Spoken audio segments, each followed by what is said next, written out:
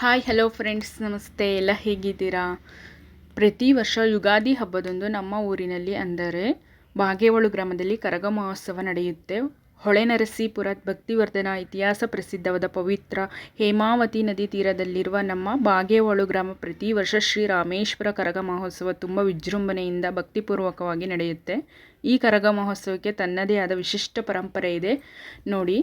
ಹಾಗೆ ಯಾರ್ಯಾರು ಇನ್ನೂ ನನ್ನ ಚಾನಲ್ನ ಸಬ್ಸ್ಕ್ರೈಬ್ ಮಾಡ್ಕೊಳ್ದೆ ನೋಡ್ತಾ ಇದ್ದೀರಾ, ಹೊಸಬ್ರು ಯಾರನ್ನು ನೋಡ್ತಾ ಇದ್ದೀರಾ, ವಿಡಿಯೋ ಕೆಳಗಿರುವ ಸಬ್ಸ್ಕ್ರೈಬ್ ಬಟನ್ನ ಕ್ಲಿಕ್ ಮಾಡಿ, ಲೈಕ್ ಮಾಡಿ, ಶೇರ್ ಮಾಡಿ, ಕಮೆಂಟ್ ಮಾಡಿ ಫ್ರೆಂಡ್ಸ್.